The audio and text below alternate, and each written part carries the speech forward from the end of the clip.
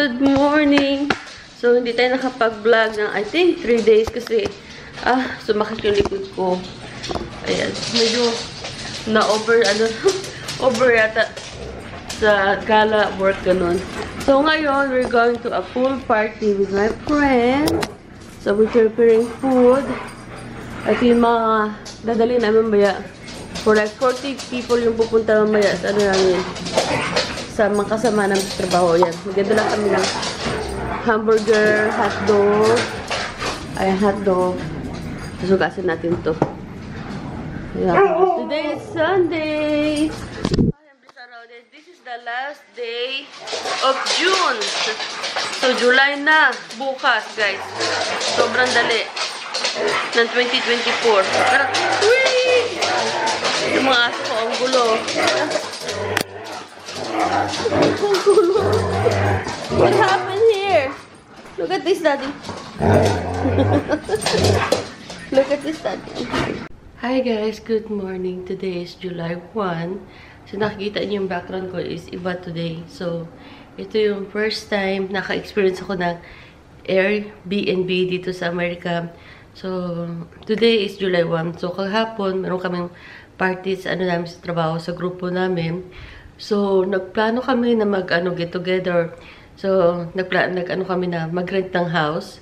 So, ito yung house na nirent namin, malaki, may pool, 3 bedroom. Tapos, ituturo ko kayo sa bahay. So, cost ng namin rent is like 700 a day. Pero, at mga 30 kami na tao. So, it's good guys kasi, nag-ambaga ka, the more is okay. Tapos, ito siya, pwede ka dito magluto, may swimming pool. So, ito yung sila ng bahay. Ang ganda guys. So, ito yung kusina. Ito yung kusina nila, ang laki oh.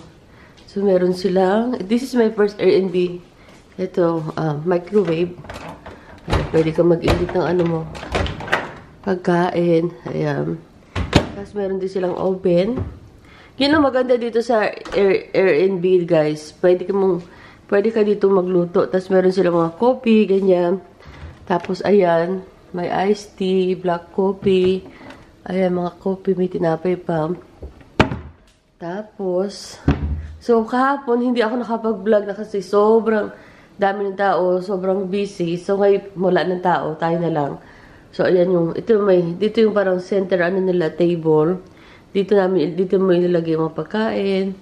Ito yung lababo. Tapos, meron din sila, ayan, hugasan. Not bad. Oops. Tapos, ayan, mga nila, may lighter. Masandok. Diyan. Yan ang maganda dito sa guys pala Airbnb. Pwede ka, ayan, may mga plato sila. Pwede ka magluto. Ayan. Excuse me. Mga baso. Ayan. And then, ito may labahan. So, sabi ng ng Airbnb, saan natin ito ilaw dito? Hindi ko alam saan ilaw dito. I think this one. Hindi ko alam kung saan ang ilaw dito, guys. But meron silang labahan. And sabi ng Airbnb, bago ka umalis, ito, pwede namin i-start dito, labahan yung mga towels na ginamit namin. Ayan. Meron naman dito silang mga sabon. Ayan. May shampoo. So, ito yung meron pang fridge. Ayan yung iba yung mga pagkain na tira kahapon. So, pagkatapos niyan, ituturo ko kayo sa mga room. So, ito yung sala. May malaking TV. Pwede ka manood ng YouTube, Netflix. Ayan. Ito yung pagpasok mo. Ito yung... Ayan. Ito yung first bedroom nila. May 2 bedroom. Pwede ka dito guys matulog din, of course. Tapos dito... mga nila, stock room. Ayan. Unan. Tapos ito, CR. Ayan. CR guys. Ayan. CR. Shower. So, shower. Ganda ng shower nila guys. Ang ganda ng design ng shower nila, oh. Ang laki.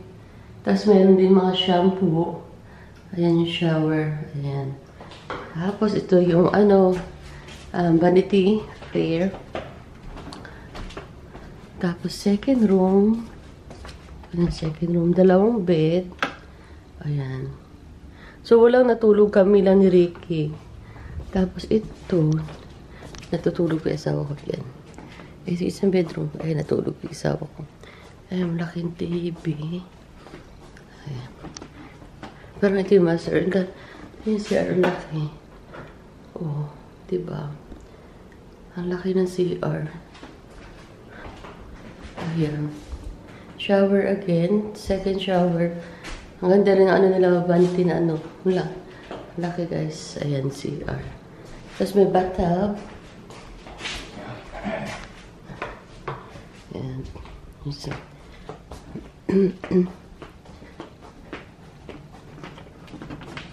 Natulog si Mr. So, ang laki, diba? So, now, let's go outside. Yeah, may maliit na sala. Ang ganda ng design, diba? I like it. Tapos, dito sa labas. Tapos, bago ka pumasok dito, may code. So, ito yung namin. So, ayun, pwede ka doon magluto. Ayan. Mag-ihaw. Ito yung table sa labas. Tapos, ito yung swimming pool nila. Ayan. Ayan yung swimming pool. Andun. Tapos, parang meron pang chimney doon. Ayaw ko ano yun. Parang, tapos, ito yung little basketball court. So, not bad, guys. Ang ganda, oh. Tapos, may mga sila doon, floating balloon. Kung gusto mong gamitin. Tapos yung garage nila dito, malaki din. Sa likod. Ayan, pagpasok mo ulit. Ayan. So, maganda yung experience ko dito sa first time ko na ng Airbnb. Ayan. Maganda. So far, maganda yung ko guys, experience. Kasi, yun yung harapan. Malapit sa highway. Tapos, pagpapasok ka, bibigyan ka ng code. So, ang check-in is 4 o'clock. Tapos, check-out is 11. Yan. Pwede kayong matulog dito kung gusto nyo. So, dito na kami natulog ni Ricky din para malinis din namin yung bahay. Kasi nakakaya naman na iiwanan namin yung bahay na madumi, diba? Nakakaya naman. Pero may pagka 11, mayroong pupunta dito talaga maglilinis. It's like, it took 3 hours talaga kasi minsan talaga pagkatapos ng party, syempre iba, diba?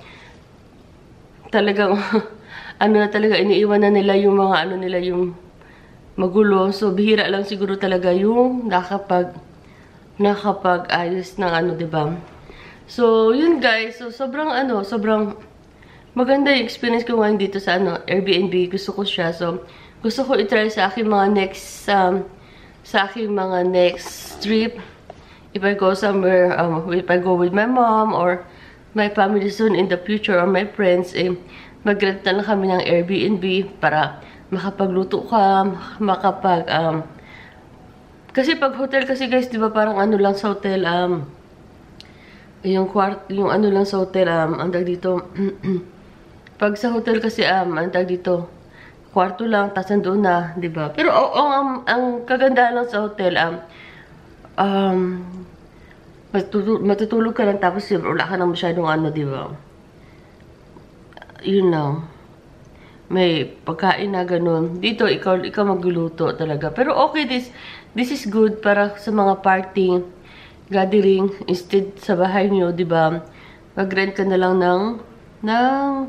mag-rent na lang kayo ng venue, tas ambag-ambagan na lang kayo para makatipid, guys. Ay, ako, guys. Inaantok ako. Kasi sobrang natin swimming ko kahapon. So, yun muna, guys. Magliliquid muna tayo and I'll see you later. Bye. By the way, pumunta pala ako hapon sa Dollar Tree. Tapos nakita ko yung plate nila. Ang ganda, guys. So, try nyo kung paating ng party sa Dollar Tree. Siya? I think this is like 40 pieces for $1.25. Sa $1.03. Try yung bumili doon talaga, guys, kung magkaano kayang mag-held ng party. Kasi, tingnan nyo yung plate ngayon. Ito, ang ganda kasi, meron siyang 1, 2, 3, 4, 5, 6. Pwede mo ilagay dito yung food. Hindi kasi, sa plate kasi, guys, yung circle lang. Sa circle lang, di, magkahalo-halo, di ba? Parang, ano na, parang kaning baboy na yung kinalabasan. So, ito napakaganda, guys, kasi, may mga ganyan-ganyan siya, may mga, antay dito parang compartment, ganyan. Division, o ganyan, di ba? So, dito mo, halimbawa, ilalagay yung rice, dito yung, mga food, ayan. Di ba, ang ganda. So, ang ganda, guys. Tapos, meron na rin silang tugo. Tugo box. Maganda rin. Fuck is my keys? Right there. Lay them down. Oh my God. Yes, yeah. So, ngayon magliligpit tayo na itong ano. Ligpitin lang natin to. Sana pala nagdala ako ng cash para mabigyan natin yung magka-housekeeping. So, ito yung mga nabili ko sa ano. Sa $1.03. Ayan, meron silang ganito. Para sa dessert. Tapos ito, meron, maganda sa ano, meron silang tugo. Ito, oh. Sa $1.03, guys.